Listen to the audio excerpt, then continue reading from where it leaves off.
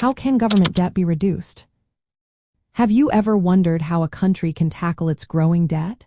This is a pressing issue, especially when we consider the role of government spending and welfare programs. Let's break down how government debt can be reduced, particularly from a libertarian viewpoint. First off, the key to reducing government debt is to stop deficit spending.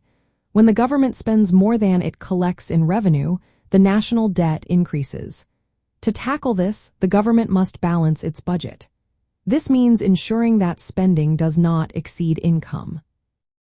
One of the most direct ways to achieve this is by halting new deficits. The government needs to stop borrowing money to cover its expenses.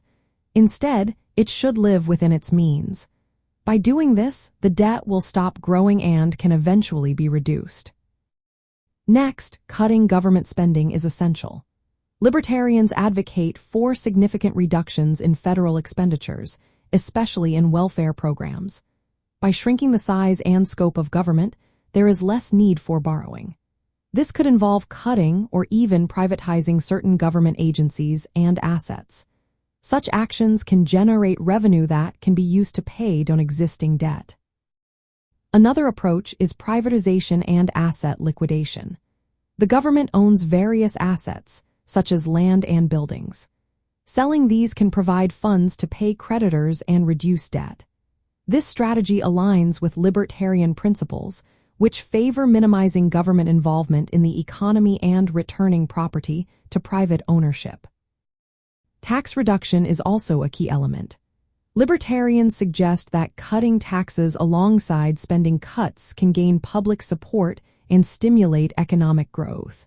When individuals keep more of their income, there is less reliance on government borrowing. Lastly, it is important to avoid temporary fixes or gimmicks.